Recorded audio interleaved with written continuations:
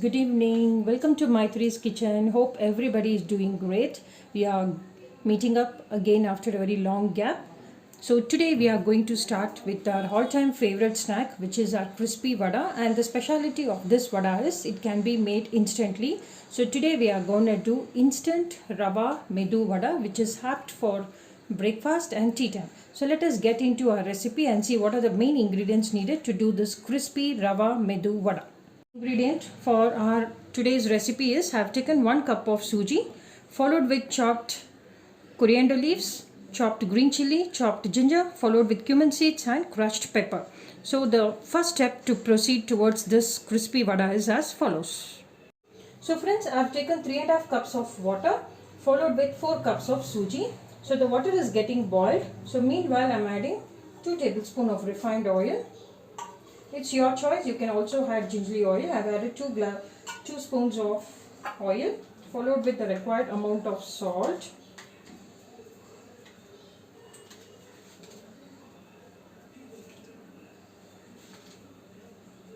Once the water is getting boiled, we need to add our suji.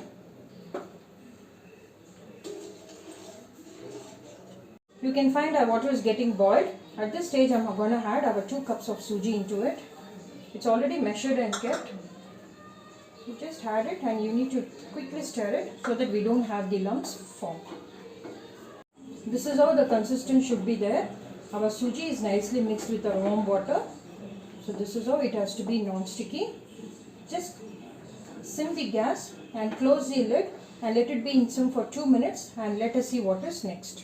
I have shifted the rava suji which was mixed with warm water in another bowl.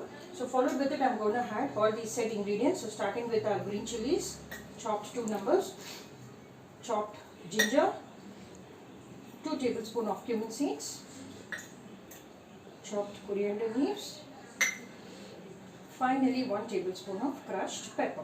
So mix everything well. Dough is ready. So let us take a small ball sized dough.